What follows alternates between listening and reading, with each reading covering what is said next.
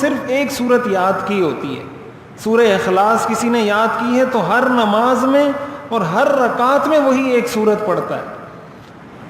تو یہ مناسب رویہ نہیں ہے. دیکھیں نماز ہونے کو نماز تو ہو جاتی ہے, کوئی اگر یہ کہے کہ نماز ہوگی یا نہیں, نماز ہو جائے گی, لیکن ظاہر ہے جب آپ ایک ہی صورت کو, باقاعدہ علماء نے یہ لکھا ہے کہ نماز میں توجہ حاصل کرنے کا ایک طریقہ یہ ہے کہ انسان مختلف جگہوں سے قرآن پڑھے. کیوں؟ اس لیے کہ جو چیز زبان پر رٹی رٹائی ہوتی ہے وہ تو پتہ بھی نہیں چلتا, زبان سے نکل جاتی ہے, ختم بھی ہو جاتی ہے. جب آپ کسی نئی جگہ سے پڑھیں گے خود بخود آپ کا ذہن متوجہ ہوگا کہ یار یہ میں نئی جگہ سے پڑھ رہا ہوں کہ غلطی نہیں ہو جائے.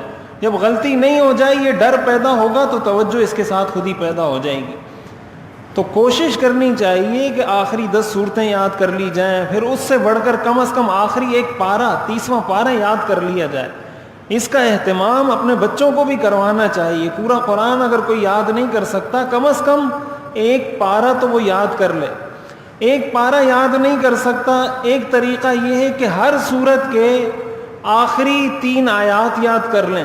سورہ بقرہ کی آخری 3 آیات یاد کر لیں, سورہ آل عمران کی آخری 3 آیات یاد کر لیں, پھر اس کے بعد سورہ نساء کی آخری 3 آیات یاد کر لیں, سورہ مائدہ کی آخری 3 آیات یاد کر لیں, یا کسی سورت کی ابتدائی 3 آیات یاد کر لیں.